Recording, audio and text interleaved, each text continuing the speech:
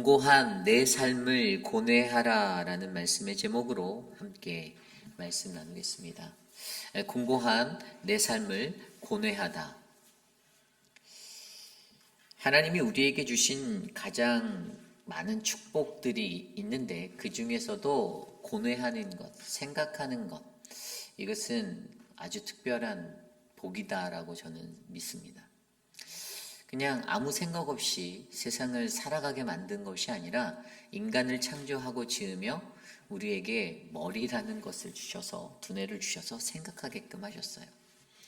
로댕의 그 미술 작품 중에 생각하는 사람이다라는 것이 있잖아요. 그 작품. 인간은 늘 생각하는 그러한 존재라는 것입니다. 생각할 수 있는 것, 생각이 힘이다라는 말도 있잖아요. 무언가 우리가 생각할 수 있는 것은 하나님이 인간에게 주신 아주 특별한 그러한 가치입니다. 그런데 이 생각을 가지고 고뇌한다라는 이 고뇌함을 가지고 우리는 무엇을 생각하며 살아가야 하는가? 저는 이 땅에서 살아가는 많은 그리스도인들이 내 삶을 고뇌해야 한다라고 믿습니다. 여러분들은 여러분들의 삶에 대해서 얼마나 생각을 하십니까? 지금 여러분의 삶이 만족스러우신가요? 여러분들 행복하십니까? 그냥 뭐 다 좋으세요? 아니면 내 스스로가 나의 삶을 자꾸만 계속해서 들여다보며 내 삶을 점검하고 내 삶을 고뇌하고 내 삶의 번뇌가 일어나고 어떤 그러한 모습들이 일어난가요? 아무런 생각 없이 살아가는 것보다 내 삶을 놓고 내 삶을 두고 하나님의 백성으로서 그리스도인으로서 내 삶이 어떠한지를 고뇌하고 번뇌하는 인생이 저는 정말로 귀한 그리스도인의 삶이다라고 믿습니다. 저는 여러분들의 삶, 또 저의 삶에도 이러한 번뇌가, 고뇌가 넘쳐나길 소망합니다. 사람이 어떠한 것을 생각할 때 그것을 어떻게 받아들이냐에 따라 다르죠. 내가 이것을 나 자신의 문제로 받아들이는가? 아니면 우리 앞에 펼쳐진 문제를 어떠한 현상으로 받아들이는가? 제가 어떤 분과 잠깐 전화통화를 하다가 그분께 이런 말을 드렸어요. 얼굴 보기가 어렵습니다. 근데 그분은 그 삶의 것들을 자신의 문제로 받아들이고 계셨어요. 많은 그리스도인들이 예수를 믿는다고 하면서도 우리 앞에 펼쳐진 것을 나의 문제로 보지 않습니다. 남의 문제라고 보아요. 그래서 문제가 생기고 그래서 공동체가 어려워집니다. 그래서 어떠한 현상에서든지 어떠한 일에서든지 그것을 남의 문제로 보는 것이 아니라 내 문제로 고뇌하고 생각하는 것은 공동체가 올바르게 건강하게 자라날 수 있는 지름길임을 기억하시기를 바랍니다. 그렇다면 오늘 우리는 로마서 7장 14절에서 25절까지의 말씀으로 사도 바울이 그의 인생 가운데 고뇌하고 있는 한 가지 모습을 발견하게 됩니다. 24절입니다. 오호라 나는 공고한 사람이로다. 이 사망의 몸에서 누가 나를 건져내라. 좀 더 편하게 말씀드리면 나는 얼마나 비참한 사람인가 라고 스스로 고뇌하고 있습니다. 오늘 이러한 곤고한 내 삶을 고뇌하다, 이러한 바울의 모습으로 이 삶을 고뇌하기까지 과연 우리들의 삶에서는 무엇이 필요한지를 말씀으로 한 두 가지 정도 살펴보기를 원합니다. 곤고한 내 삶을 고뇌하다, 그것은 바로 하나님의 말씀에 올바른 이해, 영적 이해를 가지는 것입니다. 올바른 이해, 영적 이해를 가지는 것입니다. 오늘 말씀 14절이에요. 좀 다른 말로 하면 이것은 율법이 영적인 것이라 착각하는 그들의 모습을 발견합니다. 14절입니다. 우리가 율법은 신령한 줄 알거니와 나는 육신에 속하여 죄 아래 팔렸도다. 아멘. 말씀을 보면 우리가 누굽니까? 유대인들, 그들이 가지고 있었던 생각은요, 율법은 신령한 줄 알거냐, 그렇게 알았다라는 거예요. 근데 그 말이 틀립니까? 아니죠. 율법은 신령한 것이 맞습니다. 그런데 여기에서 더 중요한 것은 신령한 것이 맞는 하나님의 말씀, 그 율법이 맞음에도 불구하고 그들은 율법에 매여 살았다라는 것이 문제가 되는 것이에요. 올바른 이해가 일어나지 않았어요. 여러분, 올바른 이해라는 것은요, 머리로만 깨닫는 것이 아니라 그 깨달음 가운데 올바른 행위로 전달되는 것이 진짜 올바른 이해입니다. 그 행위로 이어지지 않으면 이건 올바르게 이해하지 못한 것이에요. 여러분, 우리가 삶을 살아갈 때 이러한 실수를 할 때가 얼마나 많이 있습니까? 이 당시에 로마 교회에 있었던 유대인들도 여전히 자신들의 몸에 배어져 있던 율법이라는 것들, 그 율법으로 말미암아 잘못된 이해가 되어지고 잘못된 해석과 잘못된 행동들이 나아져서 그들은 하나님이 아닌 율법을 맹신하게 되는 그러한 인생을 살았다는 것이 문제입니다. 우리가 이것을 이해해야 합니다. 분명히 로마서를 통해서 사도 바울은 이 율법이라는 것은 죄를 깨닫게 하기 위한 도구이고 그 기준이다 라고 설명하잖아요. 우리가 갖고 있는 죄의 모습들을 낱낱이 드러내기 위해서 나로 하여금 부끄럽게 하고 나로 하여금 그것에 안타깝게 만들고 내가 어떻게 이것을 헤쳐나가야 될지 고민하게 만드는 그 도구가 바로 율법이라는 것을 사도 바울이 알려주는 이유도 그들이 가지고 있었던 잘못된 이해 때문이었습니다. 율법에 관하여서 잘못된 이해를 갖고 살아가고 있는 거예요. 그러기에 우리에게는 이것을 향한 고뇌, 이해가 필요하다라는 것입니다. 여러분들이 아실지 모르겠지만 그 스위스 화가 중에 아르놀드 베클린이 그린 망자의 삶이라는 그림이 있어요. 보신 분들도 아마 계실 텐데 그 그림이 총 5개로 그려졌거든요. 그러니까 5버전으로 그렸어요. 그러니까 똑같은 그림인데 이 색감과 이제 그림의 밝기 뭐 이게 분위기를 바꿔서 5가지 버전으로 이렇게 업그레이드해서 그렸었는데 이 사람이 19세기 사람, 그러니까 1880년도에 이 그림을 그렸어요. 근데 이 그림을 그렸을 때 이 그림이 어떻게 됐냐면 그 강이 보여요. 강 같은데 이게 나룻배가 하나가 지나가는데 강이 검정색 강이에요.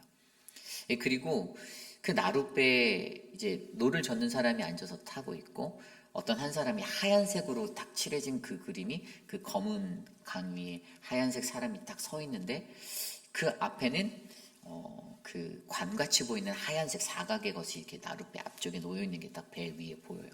그리고 그 배가 앞을 향해 나가는데 그 앞에는 그 이제 돌로 된 섬 같은 것이 있어요. 그리고 그 섬 같은 그 돌로 된 것도 굉장히 어둡죠. 하늘도 약간 어둡고 전체적인 분위기가 다 어두워요. 제목이 망자의 그 섬이잖아요. 그 망자의 섬으로 향하여 나아가는 그 나룻배. 근데 그 무덤과 같이 생긴 그 섬, 돌로 된 어떤 무덤과 같은 그러한 섬으로 향하여 나가는 그 모습, 그리고 그 가운데 이 사이프러스 나무들이 굉장히 길게 이렇게 서 있는 그 그림이 바로 이 그림이에요. 그런데 이 그림이 왜 그려지게 됐나를 생각해 보면 이 화가 자신이 그 아르놀드 베클린이 자신이 18명의 자식이 있었는데 그 중에 굉장히 많이 14명 중에 8명이 죽었어요. 14명이 있었는데 8명이 죽었어요. 자기보다 먼저 자식들을 묻었어요. 그래서 그의 삶 속에는 늘 이 삶과 죽음에 관한 그 고뇌가 늘 담겨 있었다라는 거예요. 자신의 삶 속에서 놓여진 그 죽음의 현장들을 마주하고 그의 삶 속에서는 늘 자신이 마주해야 될 그 죽음도 생각하며 그가 그렸던 것이 바로 이 그림인데 그것을 통해서 그는 자기의 삶에 남겨져 있는 죽음의 그림자, 앞으로 드러날 그것들을 고뇌하며 내가 앞으로 어떠한 것들을 바라보며 살아야 하는지를 나타냈다라는 것입니다. 그런데 이 그림을 놓고 미국의 역사학자 피터 게이가 이 그림을 뭐라고 평가하였냐면 그 당시에 수많은 사람들이 이 그림을 좋아했어요. 이분 히틀러도 이 그림을 좋아했고 이분 러시아의 그 개혁주의자였던 레닌도 이 그림을 좋아했고 그리고 우리가 너무나도 잘 아는 심리학자, 독일의 심리학자 지그문트 프로이드도 이 그림을 좋아해서 자신의 책 가운데 꿈의 해석이라는 책에서 이 그림에 대해서 자기가 설명까지 하였어요. 왜 수많은 사람들이 이 어둡고 컴컴한 이 그림을 좋아했나를 그 미국 역사학자가 들여다봤더니 이 피터 게이가 발견한 것은 이 시대 사람들이 세상의 물질주의와 또 세상 속에 넘쳐나는 그 모든 것들 가운데서 상실되어져 가는 그 자기 자신과 또 신에 대한 모습들, 그런 소망들이 사라지니까 거기 안에서 자기 치유를 열망하며 이 어두운 그림을 쫓아, 망자의 섬이라는 이 그림을 쫓아 사람들이 좋아하게 되었다고 설명합니다. 여기서 말하고자 하는 것은요, 사람이 가지고 있는 그 모든 것들 안에는 고뇌를 닮아서 표현하는 것. 그런데 그 고뇌에서 우리가 발견해야 하는 것은 인간이 세상 속에서 잃어버리는 것들이 아니라 우리가 세상 속에서 물질에 치여서 세상의 모든 것들에 치여서 잃어버리게 되는 나 자신이라는 모습과 하나님에 대한 갈망함이 사라져버리는 이 시대 가운데 우리는 바로 이 죽음을 언젠가 마주하게 될 그 사람으로서 우리의 인생을 우리가 고뇌하며 살아가야 한다는 것을 저는 설명해 드리고 싶은 것입니다. 고뇌란 바로 그러한 것이에요. 내 안에 어떠한 내 삶을 들여다보고 어떠한 고뇌를 하는가. 이 화가가 자신의 삶을 들여다보며 죽음이라는 것 가운데 망자의 설문을 향하여 나아가는 자신을 그렸던 것처럼 우리 또한 내 삶을, 공고한 내 삶을 들여다보며 나 또한 어떠한 삶으로 내가 살아가야 하는지, 내가 어떠한 모습으로 바뀌어야 하는지 그렇게 고뇌하며 살아가야 한다는 것입니다. 율법이라는 것은 죄를 깨닫기 위한 도구로 사용되어져야 하는데 유대인들은 그것들을 모른 채 그냥 그렇게 살았습니다. 그래서 그것이 영적인 것이라 착각하며 자신들의 삶이 올바르다, 우리들은 맞다, 우리들은 구원에 이른다라고 생각하며 살았습니다. 그런데 결과는 뭡니까? 육신에 속하여 죄 아래 팔린 인생이 되었다라고 성경은 말해주고 있잖아요. 그러므로 오늘 이 시대에 우리가 공고한 내 삶을 고뇌하는 것에 있어서 가장 먼저 들여다보아야 하는 것은 바로 우리는 우리에게 주신 하나님의 말씀을 올바르게 이해하고 있는가라는 이 영적 이해를 바르게 가지셔야 하는 것입니다. 저는 저와 여러분들이 이 영적 이해를 충분히 가지고 올바르게 살아가는 우리 모두가 되기를 간절히 소망합니다. 영적인 눈을 뜨셔야 돼요. 성경을 어떻게 읽어야 하나 고민해 보십시오. 하나님의 말씀을 어떻게 들여봐야 하나. 그냥 아무 생각 없이 고민 없이 문자적으로 이것을 받아들이면 되나? 무조건 믿으면 되나? 그러면 맹신이잖아요. 성서 영감설이라는 게 이 한치의 오차도 없는 하나님의 말씀이라는 것을 우리에게 말씀해 주시지만 하나님이 우리에게 생각이라는 것을 하게 하시고 고뇌라는 것을 할 수 있게 하신 것은요. 성경이라는 것은 하나님의 이야기잖아요. 하나님의 역사잖아요. 세상의 역사잖아요. 그러면 그것들을 바라볼 때는 분명히 하나님이 주신 특별한 이해의 눈과 영적인 것들을 갖고 이 말씀을 들여다보라라고 우리에게 말씀하신 거거든요. 그러기에 우리에게 생각의 마음을 주신 거예요.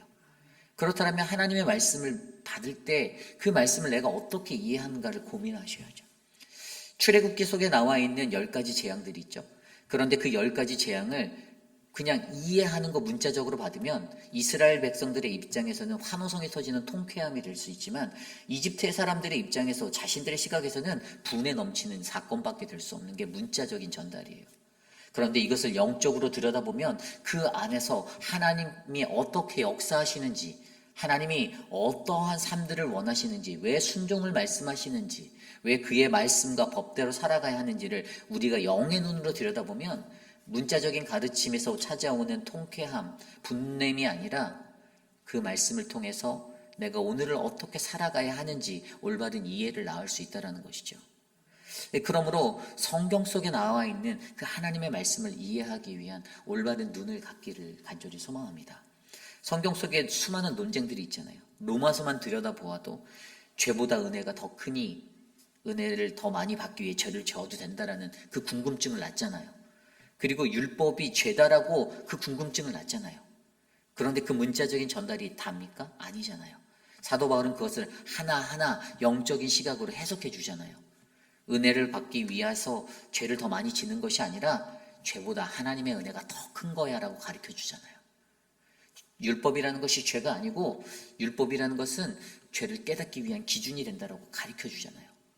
문자적으로 봤을 때 아무런 생각 없이 그냥 받아들이면 그것이 그렇게 받아들여지지만 영적인 눈을 가지고 말씀을 들여다보면, 영적인 이해를 가지고 말씀을 들여다보면, 율법은 내 죄를 깨닫게 하기 위한 하나님의 도구구나라는 사실을 영적으로 느낄 수 있는 거죠. 그런데 그게 머리로 깨달아진다고 끝입니까? 아니죠. 그것이 내 삶에 전달이 돼야죠. 적용이 돼야죠. 머리로만 알고 그것이 온전한 마음의 행실로 드러나지 않으면 아무 소용이 없잖아요. 그럼 진정한 변화는 그 말씀을 듣고 그 말씀에서 나를 비추어 보아 내가 얼마나 죄인인지, 내가 얼마나 곤고한 자인지를 깨달아 내 삶을 바꾸려고 노력하는 사람이 진짜 사람이죠. 어제나 오늘이나 변하지 않고 동일한 모습, 그 동일한 모습은 아무런 하나님의 말씀에 은혜를 입지 못한 모습이다라는 사실이죠. 그러므로 오늘 우리에게 이 율법의 영적인 것이라 착각하는 유대인의 모습을 벗어버리고 내가 어떻게 하면 하나님의 말씀을 더 잘 이해할 수 있을까? 그것을 고뇌하는 저와 여러분 되시기를 간절히 소망합니다. 이것이 바로 공고한 내 삶을 고뇌하다 첫 번째 말씀이에요. 그럼 두 번째로 공고한 내 삶을 고뇌하다, 이것은 바로 아무것도 할 수 없는 나를 발견하고 이해하는 것입니다. 오늘 말씀 15절부터 그 이후의 말씀까지 나와 있는 것이 그것이에요. 오늘 말씀 15절에 보면 내가 행하는 것을 내가 알지 못하노니 곧 내가 원하는 것을 행하지 아니하고 도리어 미워하는 것을 행함이라. 이게 무슨 말입니까? 사도 바울이 말합니다. 내가 하는 일을 나는 이해 못한다라고 이야기하는 거예요. 왜죠? 내가 원하는 것이 아닌 내가 원하지 않는 것을 내가 하고 있는 것을 자기가 발견했다라는 거예요. 내 마음은 이렇게 하고 싶은데 내가 행동하는 건 다른 것을 행하고 있다는 것이죠. 16절을 볼까요? 만일 내가 원하지 아니하는 그것을 행하면 내가 이로써 율법이 선한 것을 시인하노니, 내가 원치 않는 것, 원하지 않는 것을 하게 되면 뭐라고요? 그것은 율법이 정말 선한 것이다라는 것을 인정하는 것이라는 거죠. 맞죠? 17절입니다. 이제는 그것을 행하는 자가 내가 아니요 내 속에 거하는 죄다. 17절, 이것을 행하는 것은 내 안에 죄라고 선포합니다. 20절에도 그렇게 말해요.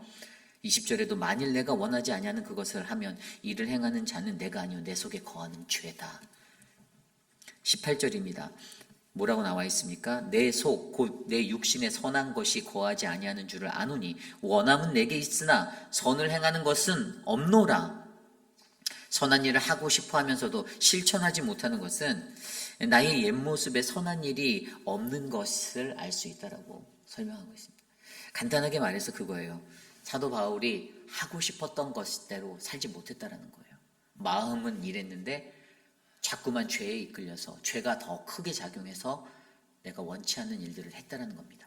마음으로는 하나님의 법대로 신령한 대로 성령 충만하게 살아야 된다라고 아는데, 머리로는 아는데 내 행동은 성령 충만하지 않고 하나님을 대적하고 불순종의 사람의 삶을 살게 만들었다라는 겁니다. 죄를 졌다라는 거예요. 왜죠? 내 안에 죄가 그 일들을 행했다라고 설명합니다. 원하는 바로 살지 못하고 악을 행할 수밖에 없었던 자신의 처지를 바라보고 바울이 뭐라고 말했어요? 오호라 나는 공고한 사람이다라고 얘기한 거예요. 그래서 나온 이 말씀입니다. 여러분, 공고하다, 이게 뭡니까? 비참한 사람이다, 내가 불쌍하다를 말할까요? 맞습니다. 자기가 불쌍하죠. 근데 더 깊은 영적인 의미가 뭐죠? 마음은 원이로되 내 마음대로 하지 못하는, 하나님의 법을 알면서도 그 법대로 살아내지 못하는 나의 그 안타까움을 말하는 것입니다.